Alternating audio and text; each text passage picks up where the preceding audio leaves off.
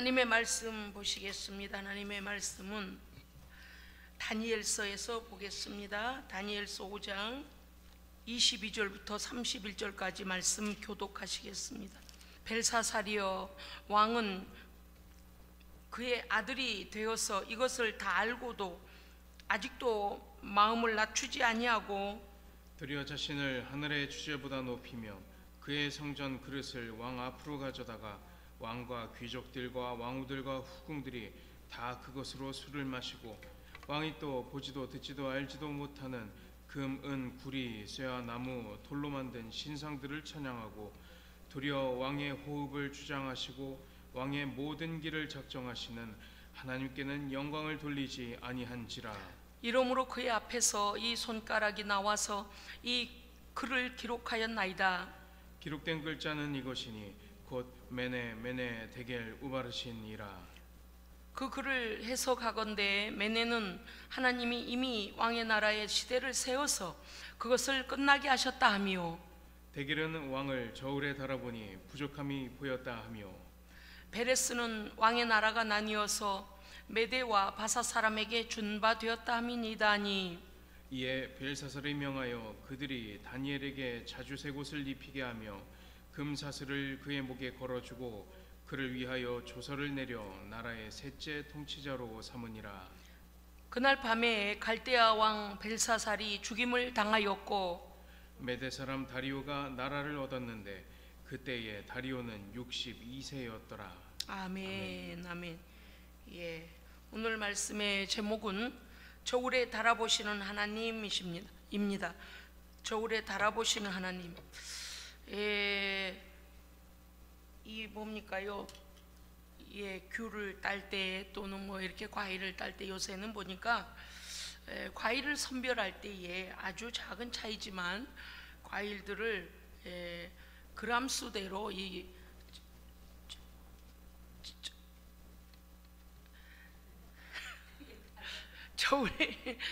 저울은 저울인데 과일이 올라가도록 저울이 이렇게 있어요. 접시처럼 생겼어요. 참 신기한 것은 뭔가 하면 과일이 쭈르륵 나오는데요, 그 접시들에 이렇게 가서 앉잖아요. 그러면 어쩌면 그 그람수들만 가는 곳이 있더만요. 그래서 거기쯤 지나가면 이 저울이 탁 이렇게 비워요. 비워져서 큰 귤, 큰 이 과일들이 큰 것과 작은 것으로 이렇게 나뉘어서 아주 요즘에는요, 그 컨베이어에 이렇게 과일이 지나갈 때 접시들에 착착착착 들어 올라가면 그 접시들이 알아서 가다가 그 무게가 들어가야 될 바구니로 물건들이 척척척 떨어지는 거예요. 그러니까 큰 것은 큰 것 바구니에 담기고 중간 건 중간 것에 담기고 아주 그람수가 약한 것은 약한 것에, 작은 것들은 작은 것들에 모여지더구만요. 우리의 인생이 이제 2023년도 하나님께서 새해를 우리에게 선물로 주셨고, 매번 하나님께서 그 접시 저울처럼 우리를 그래서 귤이 됐든 사과가 됐든 이게 사람의 육안으로만 과일을 분별하는 게 아니고 이렇게 그람수나 크기를 그렇게 그때마다 막 줄로 재고 이게 아니고요, 이 접시들에 과일이 척척척척 올라갈라 치면 이게 가다가 큰 과일 모인 데 가서 그 접시가 턱 이렇게 비웁니다. 그러면 큰 과일들은 거기만 모이고 작은 과일들은 작은 과일들끼리 모이고 이래서 아주 선별이 쉬워졌습니다. 예전보다 훨씬 쉬워졌죠. 또 다른 것들도 보면은요, 이렇게 그러한 것들이 빨리 선별되도록 이렇게 저울을 쓰는 경우가 있습니다. 오늘 말씀의 제목이 무엇입니까? 우리를 저울에 달아보신 하나님이시거든요. 그런데 다니엘서 5장 22절부터 31절에 보면 벨사살 왕에 대해서 나오고 있습니다. 벨사살 왕은 느부갓네살 왕의 아들입니다. 느부갓네살은 어떤 사람입니까? 1장에서 보면 이렇게 되어 있습니다. 유다왕 여호야김 등극 3년에 유다왕 여호야김 등극 3년에 바벨론 왕 느부갓네살이 예루살렘 성을 에워쌌더라. 주께서 2절에 보면 뭐라고 되어 있냐면, 주께서 유다 왕과 하나님의 성전 기물 얼마를 느부갓네살의 손에다가 넘기시니 그가 신할 땅 자기 신전에 가져다가 보물 창고에 두니라. 이렇게 되어 있거든요. 이야, 하나님께서요, 우리가 생각할 때 느부갓네살의 힘이 강해져서 그러겠지라고 생각하는데, 그 전에 모든 일을 결정하시고 섭리하시고 주관하시는 하나님이 계십니다. 아멘. 그러니까 유다 왕, 여러분 아시죠? 여호야김이 얼마나 하나님 앞에 그 죄를 그가 막 그냥 어떻게 했어요? 왕궁 창고를 열어가지고 그냥 막 적들한테 다 보여줬어요. 정신이 헬렐레 된 거예요. 그렇게 정신을 못 차리니까 우리가 마귀에게 당하는 거죠. 마귀에게는요, 속까지 보이면 안 됩니다. 하나님께는 속까지 보여야 돼요. 하나님께는 감추면 안 돼요. 물론 우리가 우리 것을 내놓기 전에 하나님께서 우리의 마음을 이미 살피고 계십니다만은, 하나님 앞에는 죄를 숨기거나 하나님 앞에는 그러면 안 되거든요. 그런데 마귀에게는 야야 내가 이랬어 하면서 막 자랑을 하고 이렇게 하면 마귀가 야 너 참 잘했다 이러는 게 아니에요. 마귀는 시기하고 질투하고 빼앗고 도둑질하고 죽이는 짓을 해요. 그러니까 마귀에게는요, 속으면 안 돼요. 막 그 자리에서는 칭찬해주는 척을 해요. 아이고 그랬어? 더 내다봐, 더 자랑해봐, 더 자랑해봐. 그 다음 마귀는 어떻게 한다고요? 쇼공을 날려고 바닥에다 팍 쳐버립니다. 그러니까 절대적으로 마귀에게 속을 필요가 없는 거예요. 그래서 유다왕 여호야김 등극 3년에 바벨론 왕 느부갓네살이 예루살렘을 에워쌌는데, 그의 교만함을 보고서 하나님께서 어떻게 하셨는가? 유다 왕도 느부갓네살 바벨론 왕 손에다 붙여버리시고, 성전에 하나님께 예배드리는 기물도 그들의 손에 붙여버리셨어요. 이거는 하나님께서 자기의 영광을 땅에 떨어뜨리시는, 그야말로 그만큼 속이 상하신 거예요. 내가 너희들로부터 예배받는 것이 이제 지쳤다. 어찌 그렇게 너희들이 내 앞에 교만하며 우상을 숭배하며 하나님을 하나님으로 여기지 아니하냐라는, 하나님께서 자기를 채찍으로 치시는 것과 똑같은 거예요.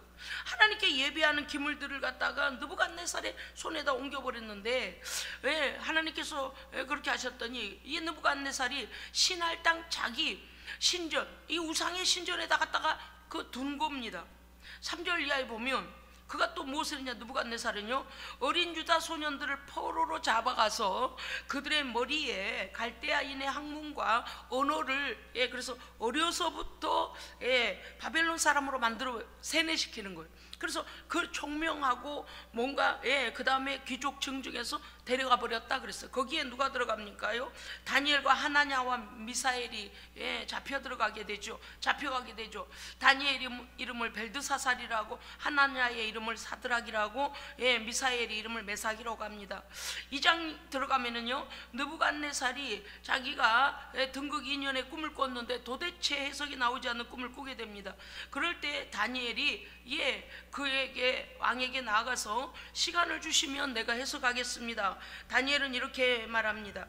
오직 왕의 꿈은 오직 하늘에 계신 하나님, 하늘에 계신 하나님만이 이 은밀한 것을 나타내실 분이십니다. 아멘. 그래서 다니엘이 하나님을 전적으로 신뢰하고, 왜 그랬습니까요? 이 바벨론의 술사들과 학자들 갖다 다 죽이겠다고 이제 막 그렇게 막 비바람이 불었습니다. 그러니까 이 왕궁에서 이제 갈대아인의 학문을 읽히던 다니엘이 듣다가 무슨 일입니까? 물어보니까 왕이 꿈을 꾸셨는데 말이야, 아무도 그 꿈을 해석을 못하고 왕의 마음에 들게 해석하는 사람도 없고 그래서 지금 다 죽게 생겼다. 그러니까 내가 왕께 나아가리다. 그러면서 왕에게 가서 오직 하늘에 계신 하나님만이 당신의 은밀한 것을 나타내실 겁니다 라고 신앙적 고백을 하게 됩니다. 목숨을 건 일이죠. 하나님께서 함께 하시지 않으면 그런 담대함이 어디에서 나오겠습니까? 그런데 하나님께서 함께 하시니까요, 이렇게 다니엘이 담대히 왕 앞에, 느부갓네살 앞에 나아갑니다. 그리고서 시간을 달라고 합니다. 내가 하나님께 기도할 시간을 주십시오라고 하죠. 그런데 그 꿈에 대하여서 큰 신상에 대한 꿈을 꾸게 됩니다.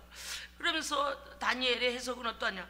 하늘의 하나님이 왕에게 나라와 권세와 능력과 영광을 주셨나이다. 그런데 왕이여, 이제 두 나라가 일어날 것입니다.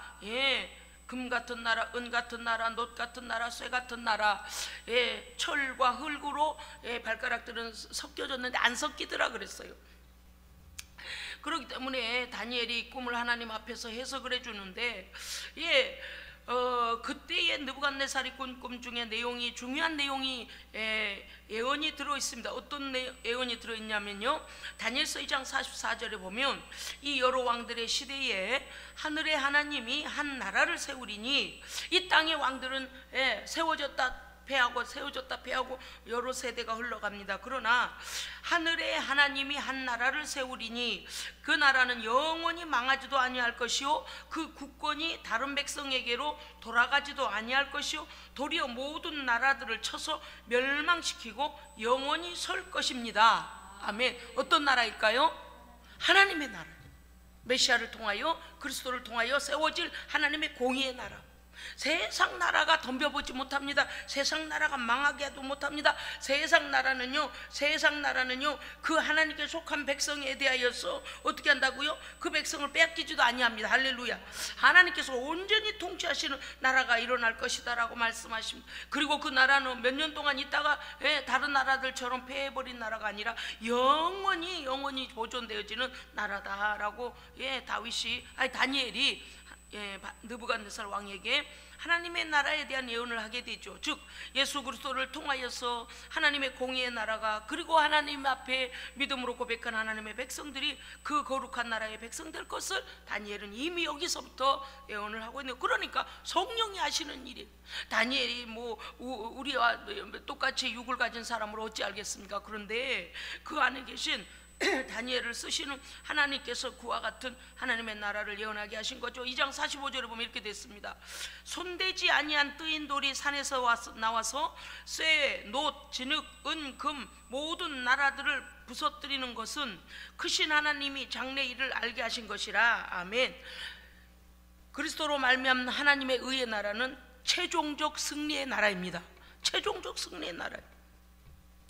3장 1절 이하에 가면은요, 느부갓네살이 금신상을 만들어 세우게 되는데, 그 일로 인하여서 맹렬한 7배나, 평소보다 7배나 더한 풀무불 가운데서 다니엘과 그 세 친구는 거기 들어가게 되죠. 왜 그렇습니까? 하나님 외에는 그 어떤 것에게도 절하지 아니하는 오로지 하나님만을 섬기는 그 신앙으로 인하여서 그들은 생명을 내어놓고 이제 불문불에 던져졌습니다. 그러나 왕이 다음날 아침에 그들을 부르며 혹여나 살았을려나 싶어서 느부갓네살이 가가지고 하나님의 사람 다니엘아, 가서 사드락과 메삭과 아벳느고를 불렀더니 세상에 살아있는 거예요. 그래서 느부갓네살이 이렇게 고백합니다. 온 백성에게 이르라, 사드락과 메삭과 아벳느고의 하나님을 찬송할지로다. 아멘. 누구도 하나님의 이름을, 이 사람 이방 사람, 이방 왕이에요. 그런데 누구든지 이 다니엘의 하나님의 이름을 경홀히 여기는 자, 하나님의 이름을 모욕하거나 함부로 하는 자는 다 내가 처리할 것이다, 이렇게요. 네, 그 느부갓네살이 그 불꽃 7배나 더한 맹렬한 불무불 가운데서도 그 하나님만을 믿은 이 다니엘과 세 친구에 대하여 하나님께서 어떻게 하셨는가, 보호하신 것에 대하여 그 하나님을 찬송하고 있습니다. 그러면 그대로 가야 되잖아요. 문제가 생깁니다. 4장에 가면은요, 느부갓네살이 교만해지기 시작했어요. 그런데 희한하죠. 느부갓네살이 무슨 일만 있으려고 하며 영감이 예민한 사람은요, 꿈의 은사가 있거든요. 환상의 은사도 열립니다. 왜냐하면 영적 감각이 이 영적인 센서가 작동이 되어지면 환상도 보여지고, 그 다음에 말씀도 임하고 예언도 되어지고, 이런 하나님의 영감 있는 일들을 성령의 은사가 임하는데, 이 느부갓네살은요 굉장히 영적으로 예민한 사람이었던 것 같아요. 그가 무슨 일만 있으면, 물론 하나님의 주권이죠. 그를 깨닫게 하시려고 할 때마다 느부갓네살은 꿈을 꾸게 됩니다. 그런데 그가 꿈을 꿨는데 또 이게 해석이 안 나온 거예요.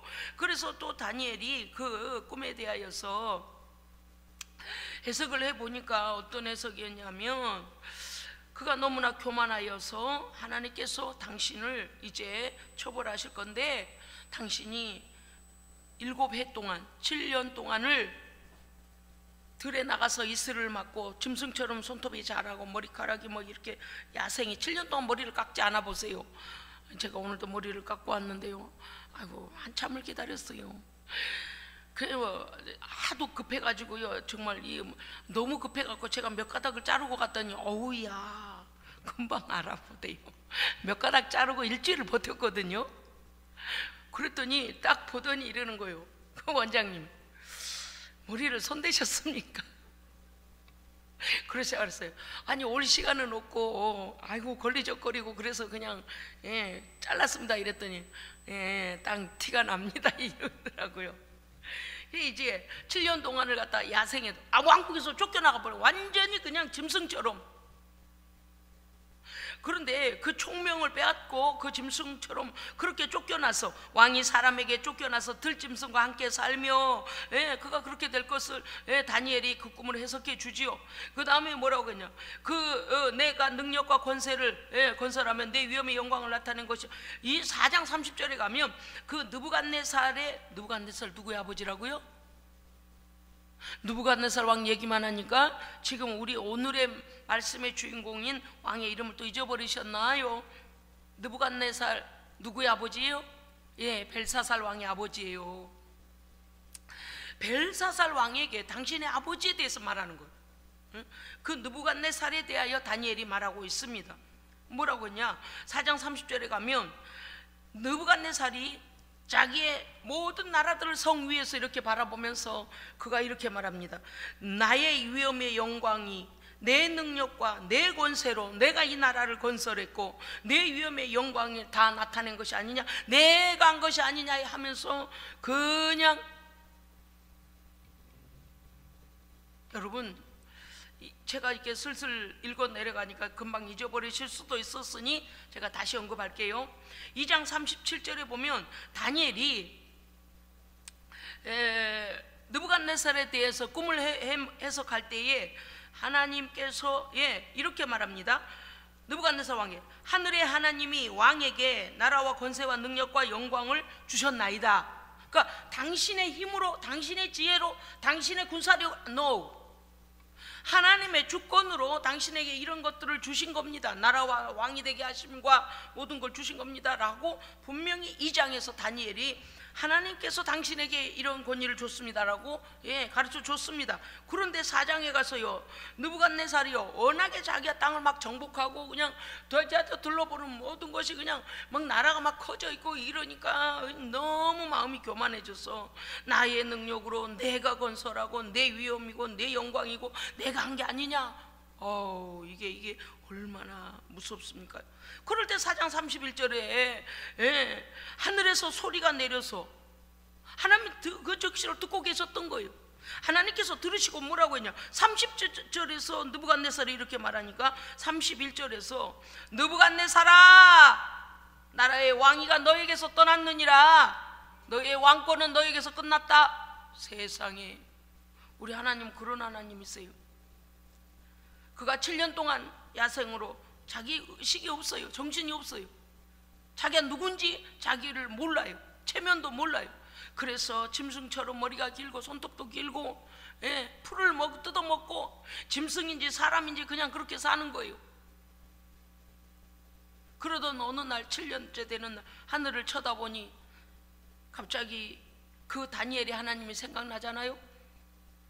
그래서 7년 후에 32절부터 37절에 보면 7년 후 느부갓네살이 깨달을 때 하나님께서 총명을 돌려주셨습니다. 총명을요, 하나님께서 우리를 바보로 만드실 수도 있고요, 총명을 가져가실 수도 있고요, 다시 주실 수도 있습니다. 그러니까 교만하면 안 되는 거예요. 누구보다 좀 나는 머리가 잘 돌아가, 아니 절대 그러면 안 돼. 그냥 겸손해. 그래서 벨사살 왕에게 지금 아버지 느부갓네살을 잊었습니까? 다니엘이. 왜냐하면 이 벨사사들이 무슨 짓을 했는가 하면요, 1000명의 귀인들을 자기 왕궁으로 불러다가 잔치를 하다 보니, 이 원래 세상 사람들은 그러거든요. 뭔가 새로운 것을 늘 추구해요. 좀 더 쾌락적으로, 좀 더 핫한 것, 좀 더 좀 사람들의 이목을 끌 수 있는 것, 그렇게 하다 보니까 왕궁의 자기 잔치상에도 좋은 그릇과 진귀한 것이 얼마든지 있는데, 벨사살이 그만 뭐라고 하냐, 저기 이스라엘 유다 땅 예루살렘에서 가져온 그 기물들 말이다, 신전에 갖다 둔 그거 말이요, 전부 금으로 됐지, 그거 갖고 나와라. 예루살렘 성전 기물 그걸 가지고 나오라. 여호와 앞에 부어드리는 내 전제를 부어드릴 때 쓰는 그 성전 기물, 하나님께 예배할 때, 하나님께 제사할 때만 쓰는 걸 가지고 그 기인들과 술을 마십니다. 기가 막힐 노릇이. 모르고 지은 것도 죄입니다. 여러분, 이방인들이, 하나님을 믿지 않는 자들이 아유 몰라서 저러는데요, 아니요, 죄는요 반드시 죄값을 치르게 돼 있어요.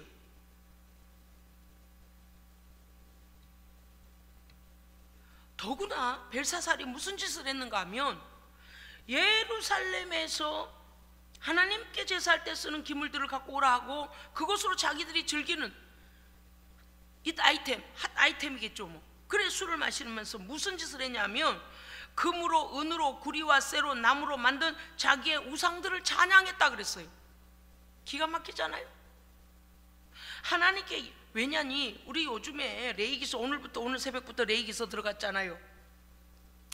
하나님 앞에 드려진 것은요, 하나님의 말씀대로 해서 거룩하다 여김을 받아야 됩니다. 하나님께서 거룩하다 여겨주시는 그 절차가 다 있어요. 오늘 아침에 그 수송아지를 잡는 것, 양을 잡는 것, 염소를 잡는 그 과정 보십시오. 뭐부터 어떻게 하고, 뭐는 어떻게 하고, 뭐는 어떻게 하고, 뭐는 씻어서 다시 번제단에 올려서 다 데워드려라, 이렇게 다 명하신 대로 하잖아요. 명하신 대로 해야 되는 거잖아요. 그런데 우리는 조금만 하나님 앞에서 하나님의 말씀을 벗어나 내 뜻대로 하면 하나님께서 철저히 이렇게 그 죄값을 물으시는데, 이 어리석은 벨사살이 하나님 앞에만 예배드릴 때, 제사할 때 쓰는 그 기물을 가지고 와서 거기다 술을 담아 귀인들과 술잔을 돌려가며 무슨 짓을 하고 있냐, 자기들이 믿는 자기들의 헛된 우상, 금과 은과 구리와 쇠와 돌로, 나무로 만든 우상을 찬양하고, 무슨 신을 위하여, 요즘과 같으면 그러겠죠. 뭐를 위하여 이렇겠죠. 그래서 자기들이 아는 신들의 이름을 불러가며 그것으로 그럴 일입니까? 얼마나 하나님의 모욕을 받으시는 거예요. 저는요, 성경을 읽다가요, 하나님이 막 모욕을 받으시고 막 하나님 앞에 이상한 짓을 하는 자들을 보며 속에서 막 분노가 끓어올라요. 그게 하나님 주시는 의분이겠죠. 자, 하나님께서 그 보고만 계실까요? No. 자, 다니엘서 5장 4절 우리 함께 읽겠습니다. 다니엘서 5장 4절입니다. 자, 같이 읽습니다. 시작. 그들이 술을 마시고는 그 금, 은, 구리, 쇠, 나무, 돌로 만든 신들을 찬양하니라. 우상을 찬양하고 있는 거예요. 5절 같이 읽습니다. 시작. 그때에 사람의 손가락들이 나타나서 왕궁 촛대 맞은편 석회벽에 글자를 쓰는데, 왕이 그 글자 쓰는 손가락을 본지라. 6절 제가 혼자 읽습니다. 이에 왕이 즐기던 얼굴빛이 변하고 생각이 번민하여 넓적다리 마디가 녹는 듯 바들바들 떨리고 그의 무릎이 서로 부딪힌지라. 바들바들 떨려버렸다는 거예요. 사람은 안 보이고 어떤 존재는 보이지 않는데 손들이 나와서 글을 써버리는 거예요.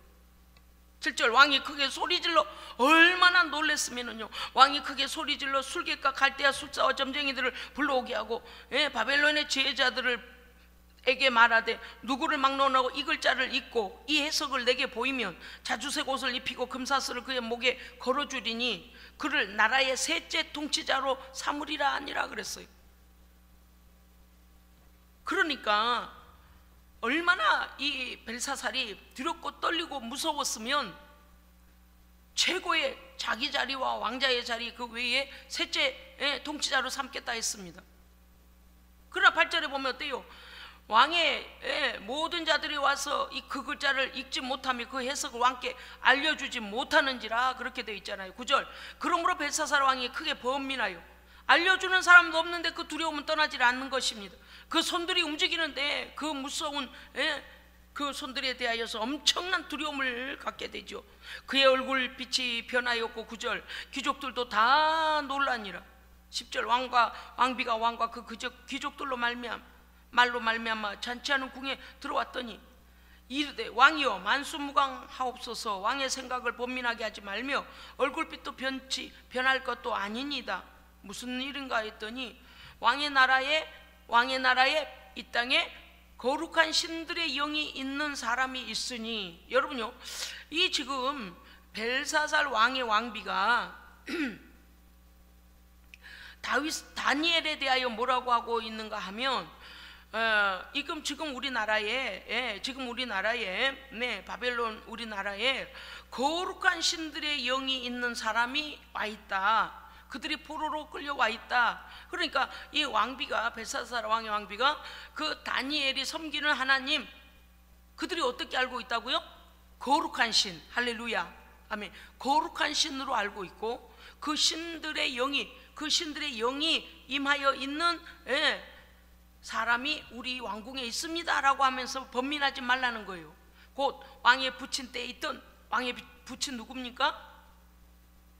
벨사살의 부친 느부갓네살 때죠. 왕의 부친 때 있던 자로서 명철과 총명과 지혜가 신들의 지혜와 같은 자이다. 보세요, 명철과 총명과 지혜가 신들의 지혜처럼 차원 높은 지혜를 가진 자입니다. 그러니까 성령이 주시는 지혜와 총명입니다. 아멘. 그러니까 보통 사람이 해낼 수 없는 그것들을 이미 다니엘은 하나님의 영으로, 성령 안에서 해석해 줄 수 있는 사람이 된 거죠. 왕의 부친 느부갓네살 왕이 그를 세워 박수와 술객과 갈대아 술사와 점쟁이의 어른을 삼으셨나이다. 그러니까 그 사람이 지금 그 가장 지혜 있는 사람입니다. 12절. 왕이 벨드사살이라 이름 개명했잖아요. 이 다니엘은 마음이 민첩하고 지식과 총명이 있어 능히 꿈을 해석하며 은밀한 말을 밝히며 의문을 풀 수 있었나이다. 이제 다니엘을 부르소서. 그리하시면 그가 그 해석을 알려드리리다 하니라. 아멘. 하나님의 사람들은요, 세상에서 보이는 것 그 이상의 성령 안에서의 영적인 해석이 가능해야 합니다. 기도하고 말씀을 읽을 때에 하나님의 주시는 지혜가 임해야 돼요. 우리의 육신의 생각으로만 읽어서는 안 됩니다. 육신의 마음으로만 기도해서는 안 됩니다. 성령 하나님의 세미한 것들이 우리 하나님 은혜 안에서, 성령 안에서 교통돼야 돼요. 다니엘이 바로 그런 사람이었습니다. 벨사살 왕 앞에 온 다니엘이 이제 이 문제들을 해결해야 합니다. 그가 왔습니다. 유다에서 사로잡아온 유다 자손 중에 그 다니엘이냐. 이제 14절 15절 계속 벨사살이 말합니다. 네 안에는 신들의 영이 있으므로, 우리가 말하는 성령이죠. 네가 명철과 총명과 비상한 지혜가 있다 하는도다. 내가 이 많은 자들을 불러다가 물었으나 그들은 할 수 없다. 다 그 해석을 내게 보이지 못하였다. 그래서 이제 다니엘에게 이것을 풀게 하고 있습니다. 그러면서 보상을 이렇게 줄 것이다 라고 16절에 말하고 있습니다. 그런데 너무나 슬픈 일이죠. 25절 우리 같이 읽어봅시다요. 5장 25절이요.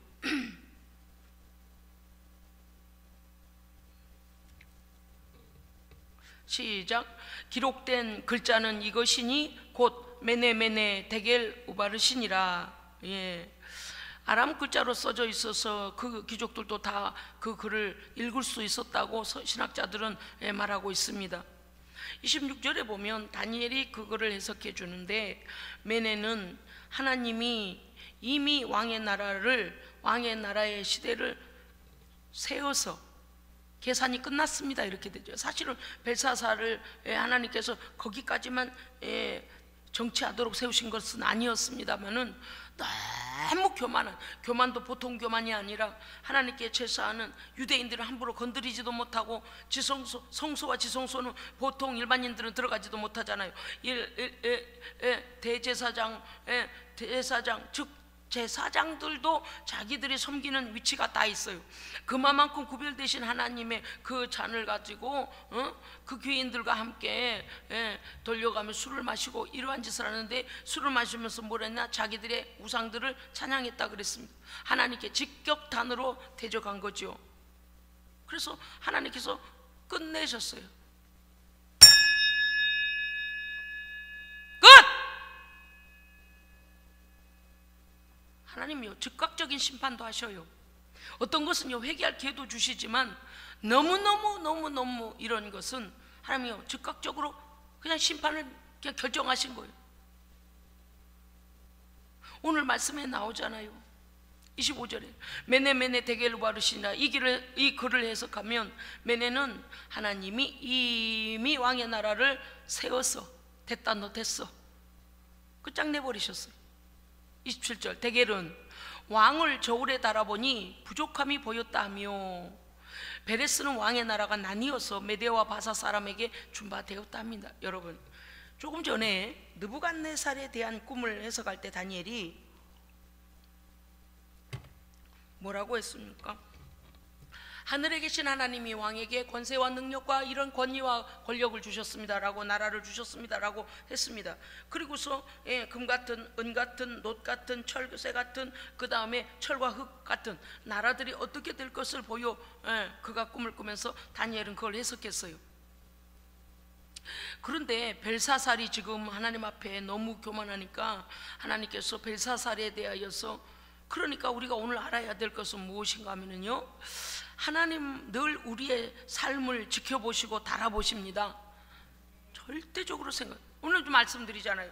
맨 처음에 제가 예로 들었던 거, 그 과일 뉴스 할 때 보니까 그 과일들을 이렇게 다 한 곳에다 집어넣으니까 과일들이 콘베어를 타고 이렇게 절절절절절 막 굴러가면 내려와가지고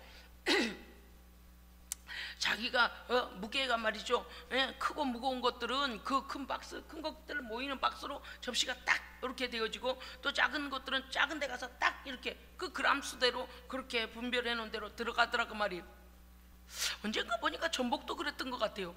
큰 전복, 큰 애들은 또 무게가 또 다르니까 걔네들은 큰 데 가서 이렇게 가지고, 작은 애들은 작은 데로 들어가고, 아무튼 이렇게 구별을 하잖아요. 그런데 하나님께서요, 오늘 이 벨사살 왕의 행위에 대하여서 회개할 기회를 주기에는 너무나 악한 짓을 한 거예요. 우리의 인생이, 조금 전에도 말씀드렸습니다마는, 이와 같이 하나님이 보고 계시는 그 거룩하신 하나님 앞에서 하나님의 마음에 합당하지 아니하면, 즉 하나님은요, 우리를 향하여 기대하시는 바가 있습니다. 우리에게 뭘 두신다고요? 소원을 두고 행하게 하십니다. 하나님의 소원을 우리에게 주시는 거예요. 아버지의 의의 나라를 위해서 너는 나를 위해 이런 일들을 해라.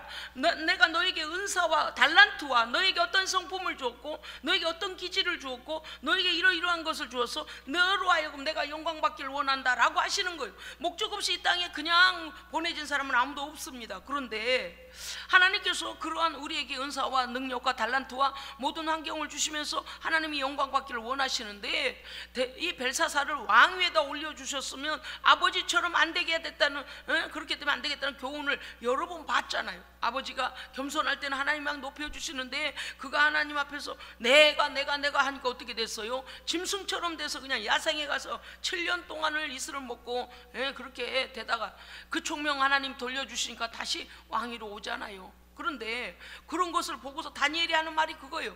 아버지 느부갓네살의 일을 잊으셨습니까? 여호와 하나님의 어떤 하나님이신 걸 잊으셨습니까? 이방 나라에 거짓된 우상이 몇 개이든 아무 소용없습니다. 오직 하나님만이 참 신이시며 하나님만이 창조주이십니다. 다니엘은 이 믿음이 확실해요. 확실해. 그래서 벨사살 왕을 충고하고 또 그를 책망하고 있습니다. 5장 18절 이하에 보면 이렇게 되어 있어요. 석협에게 손가락들이 나타나서 그 글을 썼을 때에 이제 다니엘이 그걸 해석해 주기 전에, 부친 당신의 아버지 느부갓네살을 높이신 하나님과 그가 교만하셨을 때 낮아진 것과 다시 하나님께서 그에게 총명을 주셨던 일을 어찌 잊어버렸습니까? 라고 책망하죠. 5장 22절에 가면 벨사살이요. 여러분 5장 22절 함께 읽습니다. 5장 22절 시작. 벨사살이요 왕은 느부갓네살 그의 아들이 되어서 이것을 다 알고도 아직도 마음을 낮추지 아니하고, 그렇게 되어 있잖아요. 23절 여러분만 읽어주시기 바랍니다. 그가 벨사살이 무슨 짓을 했는지 다니엘이 전부 하나님 앞에서 어떤 죄로 인하여 하나님께서 이토록 진노하시는가를 보게 됩니다. 23절 읽어주세요. 시작.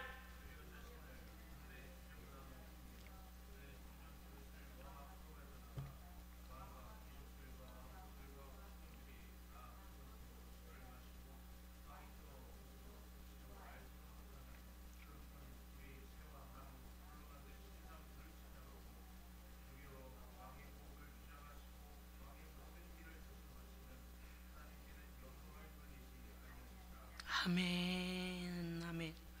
제가 이렇게 믿음 없는 사람들과 통화를 하다 보면은요, 어떤 사람이 그런 사람들이 있어요. 아이고, 내가 뭘 했습니다. 아이고, 내가 이거 한 가지는 잘하죠. 참 제가 마음에 그런 생각이 들어요. 아버지 하나님, 하나님이 능력 주셔서, 하나님이 힘을 주셔서, 하나님이 지켜주셔서 그거 할 수 있다고 고백되어지는 성도가 되기를 원합니다. 세상 사람들은 그렇거든요. 내가 이 분야만은 내가 최고고, 내가 이 분야만은 내가 1인자고, 내가 이 분야만은 아유 누가 뭐래도 나는 잘합니다 하고 막 자기 자랑을 막 해요. 그러면 제 마음속에 이런 생각이 들어요. 하나님의 은혜인데, 하나님이 그렇게 하게 하신 건데 우리는 자랑할 게 없는데, 그래서 마음으로 그러죠. 하나님을 깊이 만나서 하나님 몰라서 내가 했다라고 했습니다라고 이제는 하나님의 은혜인 것을 깨닫게 하옵소서. 그러면서 제가 통화를 해요. 근데 오늘 벨사살이 지금 23절에 보니까 정말 하나님 진노하실 만한 악한 짓을 했잖아요. 그러니까 24절에 글이 나타나죠. 25절에 그 글이 무슨 글인 걸 다니엘은 말하고 있죠. 26절에 해석이 나오고 있는데 왕의 나라를 세워서 끝났다, 땡쳤어요, 종쳤어요. 이제 27절 대겔은 왕을 저울에 달아보니 부족함이 보였다. 왕권을 주어서 느부갓네살이 부강케 놓은 그 바벨론 그 왕이 되었으면 하나님께서 벨사살 왕, 이방 나라의 왕이지만 그를 통하여서 하나님께서 주신 왕권이기 때문에 하나님께 영광을 돌려야 합니다. 그런데 전혀 하나님을 멸시하고 더구나 1000명의 사람들을 불러다 놓고 거기에서 하나님을 모욕하고 그런 짓을 하니 하나님 면전에서 하나님을 얼마나 깔보는 거예요. 제가 막 본문을 읽으면서도 그냥 분노했어요. 너 정말 어떻게 되려고 이러냐? 너 정말 아는 이제 성경 내용인데도요 또 분노가 나는 거예요. 너 하나님을 뭘로 알고 지금 이 짓을 하냐? 이 소리가요 성경을 읽다 말고 막 저절로 막 말이 나오는 거예요. 이렇게 하나님을 모욕할 수가 있습니까? 이렇게요? 끝났어요. 끝났어. 여러분 좀 전에도 말씀드렸습니다마는 하나님께서 이미 왕의 나라 시대가 끝났어. 왕의 시대가 끝났습니다. 종쳤다. 그 다음에 왕을 저울에 달아보니 내가 너에게 준 것에 비하여 너는 오히려 나를 모욕하고 오히려 나를 멸시하는데 왕권을 쓰고 있다라는 거예요. 그래도 느부갓네살은 어땠어요? 그가 풀무불에 들어간 다니엘과 그 친구들을 보면서 다니엘이 하나님을 찬송할지로다라고 하며 그가 깨달을 때는 자기가 섬기던 하나님은 아니지만 그 하나님을 막 높이잖아요. 그런데 벨사살은요 하나님을 이렇게 모욕하는 거예요. 왕의 나라가 나뉘어 메대와 바사에게 준바될 것입니다. 왕을 저울에 달아보니 부족함이 보였다면 그냥 좀 뭐가 부족하니 이거 보충하십시오 이 정도가 아니라는. 여러분요, 저는요 우리 하나님 정말 공의로우시고 신실하시고 완전하십니다. 하나님, 우리가요 의도치 않게 어떤 죄에 휘말려서 나도 모르게 범죄하면 막 깨닫게 하셔요. 그래서 회개할 기회를 줘요. 그런데 내 마음에 악독이 가득하여 악한 의도로 하나님을 정면 도전하거나 하나님을 끝까지 멸시하고 무시하고 그러면요 하나님께서 그 악을 세고 계셔요. 그러니까 무슨 뜻인가 하면 그게 하나님 앞에서 그냥 넘어가는 일이 아니에요. 그게 뭐냐면 행위의 책에 기록되어 버려요. 물론 다 우리의 모든 행위가 다 하나님 기억하고 계십니다마는 그 일에 대하여 기록되어져. 우리가 하나님께서 그냥 유야무야 넘어가고 인구가 75억 76억인데 내가 뭘 한 걸 하나님이 어찌 아시려나? No. 성령 하나님이 각자 개인의 마음에 와 계십니다. 그래서 우리의 심장 폐부를 살피시고 마음의 생각을 살피시고, 할렐루야, 우리 행위를 아시는 하나님이세요. 근데 우리가 자꾸 잊어버려요. 그래서 저는 그것을 지금도 제 마음속에 그때 그렇게 했던 걸 잊어버리고, 아유 안 돼, 절대적으로 내가 주님 오시기 전에는 이거 제대로 해야 돼. 그러고서는 했어요. 벨사살이 그러한 짓을 할 때 사람, 인간인 주제 1000명 앞에서 하나님을 모욕 주고 있을 때 여러분 분노 나지 않으세요? 여러분 막 등에서 땀이 나지 않아요? 속상해서 하나님을 멸시하는 걸 보면 같이 속이 상해야죠. 자기 부모가 어디 가서 모욕을 당하면 자식은 같이 분노하고 같이 가서 싸워야 되는 거예요. 우리 하나님께 대해서 우리 예수님이 뭐라 하셨어요? 내 아버지의 집을 강도의 구려를 만들지 마라 막 내쫓으시잖아요. 그런 마음이 있어야 되는 거예요. 하나님 결정하셨어요. 그리고 뭐라고 하셨어요? 너를 저울에 달아보니 부족하다. 여러분 2023년 하나님께서는요 새해를 우리에게 선물로 주시면서 하나님의 기대하시는 바가 반드시 있습니다. 지난해보다는 더 성숙한 믿음으로, 지난해보다는 더 하나님의 마음을 알아들이고 순종하고 하나님께 기쁨이 되기를 원하십니다. 왜 그보다 못하거나 왜 그렇다면 하나님이요 우리에게 새로운 시간 주심에 대하여 물어보실 겁니다. 이제 1월입니다. 곧 1월이 다가가지만 우리는 이때부터 무엇을 해야 합니까? 우리가 되돌릴 수 없는 시간에서 후회할 일이 없도록 하나님께서 우리를 저울에 달아보시는 우리의 삶이 하나님 앞에 부족함이 보여서는 안 됩니다. 의도적으로 하나님을 멸시한다거나 의도적으로 믿음을 불신앙하며 반역한다거나 이런 걸 하면 안 되는 거예요. 벨사살은 알았습니다.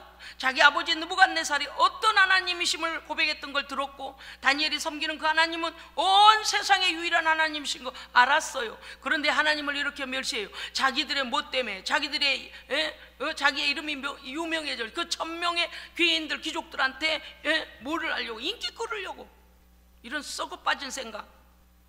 우리는 매사에 하나님을 먼저 깊이 생각해야 합니다. 네, 우리에게는 부끄러움이 돼도 하나님께서 옳다 여겨주시면 그거는 제거가 돼야 돼요. 그 목사님, 그 사모님이 그러시더라고. 목사님 뭘 그런 걸 다 기억하세요? 그렇습니다. 기억하지 않는 사람도 있어요. 근데 저는 기억해요.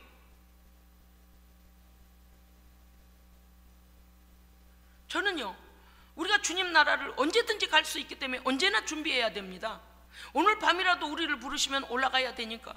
혹여 하나님 앞에서 잘못, 내가 하나님 앞에 걸리는 문제는 없는지, 사람 앞에서 묶이는 것은 없는지, 모든 것들에 대하여 마귀에게 속은 것은 없는지 회개하고 돌이킬 건 돌이키고 해야 돼요. 준비해야 돼요. 하나님이 받으실 만한 행위의 일들이 열매가 있어야 하는 것입니다. 오늘요 벨사살이 그 행위가 하나님 앞에 악했는데 마음으로도 악할 뿐만 아니라 그것을 온 천하에 드러내서 하나님을 모욕 줬어요. 하나님을 멸시했어요.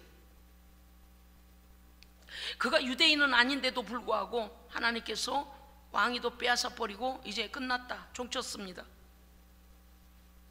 왕의 나라가 나뉘어질 것이라고 했습니다.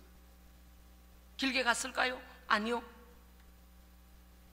30절 우리 함께 읽겠습니다. 30절이요 5장 3절 시작. 그날 밤에 갈대아 왕 벨사살이 죽임을 당하였고, 31절이요 메대 사람 다리오가 나라를 얻었는데 그때의 다리오는 62세였더라 그랬습니다. 그래서 바사와 메대로 나라도 나뉘어버리고, 그날 밤이에요. 회벽에 손들이 나와서 글을 썼고 다니엘은 해석해주고 깨달았습니다. 그런데 이미 늦었어요. 여러분, 우리 하나님께 직격탄을 날리는 죄를 지면 안 됩니다. 우리 하나님께서 이만큼 참아주셨잖아요. 그래서 2023년도는 좀 더 신중하고 좀 더 성결하고, 할렐루야, 하나님 기뻐하시는 일에 우리가 기뻐하고, 하나님 슬퍼하시는 일에 슬퍼하고, 하나님 괴로워하시는 일에 괴로워할 줄 아는 주의 마음이 소통되는 성도가 되기를 원합니다. 아멘. 여러분요, 사무엘상 2장 3절에 이렇게 되어 있습니다. 심히 교만한 말을 다시 하지 말라. 여호와는 지식의 하나님이시라. 너희의 행동을 달아보시느니라. 아멘. 즉각적으로 다 알고 계시다는 거 아니겠습니까? 잠언서 24장 12절은 마음을 저울질하시는 이가, 성경에 나와요. 마음을 저울질하시는 이가 어찌 너희를 통찰하지 아니하시겠으며 너희의 영혼을 지키시는 이가 어찌 너희를 알지 못하시겠느냐. 그가 각 사람의 행위대로 보응하시리라. 아멘. 그래서 믿음과 행위는 같이 가는 것입니다. 요새 계속 우리가 말씀을 통해서 은혜 받게 되는데, 마음이 청결한 자는 청결한 행동을 하고요, 마음에 어떤 불순한 생각을 가지고 있으면 어떻게 돼요? 그 행위로나 말로나 하게 돼 있어요. 그래서 우리가 하나님 귀에 거슬리는 말을 하거나 하나님 왜 보실 때 거슬리는 행동을 하거나 하나님 보실 때 거슬리는 생각을 가지면 안 된다는 거예요. 성령 하나님 앞에서 우리가 우리의 마음과 생각이 감찰을 받아야 됩니다. 성령의 통치를 받아야 돼요. 그래서 하나님께서 어찌 각 사람이 너희의 영혼을 지키시는 이가 어찌 너희의 모든 걸 알지 못하시겠느냐 오늘 말씀하시지 않습니까? 야고보서 4장 8절 하나님을 가까이 하라. 그러면 너희를 가까이 하시리라. 아멘. 하나님을 가까이 하면 내 죄가 드러납니다. 왜요? 하나님은 거룩하시기 때문에 우리의 실수와 허물과 죄와 악한 것들이 드러나요. 그러면 회개할 기회를 찾게 되죠. 4장 9절 야고보서 4장 9절 주 앞에서 너희를 낮추라. 그리하면 주께서 너희를 높이시리라. 아멘. 그래서 언제나 우리는 하나님, 우리는 자격이 없습니다. 우리는 불완전하고 우리는 언제나 악이 가득하고, 지난번에 말씀드렸죠. 노인들이 이제 이 땅을 떠날 때가 가까이 오면은 자기가 섭취한 걸, 자기 배설한 거를 모른다니까요. 철없는 갓난이가 자기가 자기 배설물 주물럭거리고 노는 것처럼 늙은이도 아주 잘못된 경우에는 치매가 와가지고요, 어린아이의 그 태행적 행동을 해요. 우리는 그런 존재예요. 아무것도 아니에요. 우리의 이 지혜와 총명을 이렇게 빼앗겨버리면, 그게 끝나버리면, 뇌 활동이 끝나버리면 그냥 입으로 막 쳐넣기만 하지 자기 것도 자기가 못. 저 그런 거 볼 때요, 야 정말 비참하다.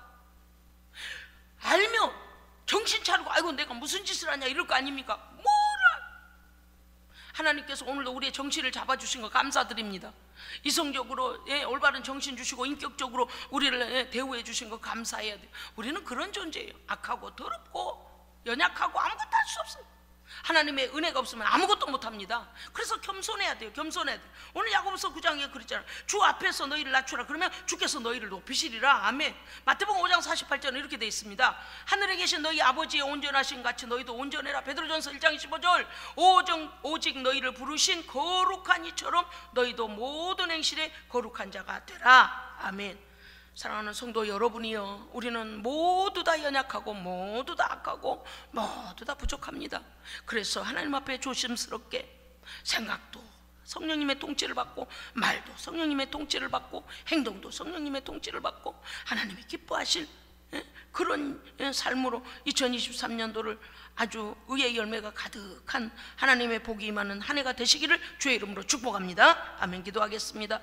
하나님 아버지, 아무리 보아도 교만하고 아무리 체험해도 잊어버리고 아무리 은혜를 베풀어도 배은망덕한 것이 우리 인간인지라 하나님 옆에는 늘 부족하고 죄스러울 뿐입니다만은 오늘도 우리를 불쌍히 여겨주시고 십자가의 그 은혜 앞으로 모아주심을 감사드립니다. 하나님의 절대적인 은혜가 필요하고 예수 그리스도의 절대적인 그 보혈의 능력이 필요하옵나니 주의 보혈로 우리를 덮어 주시옵소서. 실수와 허물과 죄는 십자가의 보혈로 씻어주시고 다시는 넘어지지 않도록 하나님 우리를 악으로부터 이겨낼 수 있는 분별력과 믿음을 더하여 주시옵소서. 오늘 하나님 앞에 우리가 기도할 때 성령의 권능을 입혀 주시옵시고 이제 시작되는 2023년도 한 걸음 한 걸음 하나님 앞에 신중하게 내딛고 걷고 열매 맺어 하나님께 영광을 올려드리는 한 해가 되게 하여 주시옵소서. 우리 구주 예수 그리스도 이름으로 기도합니다. 아멘.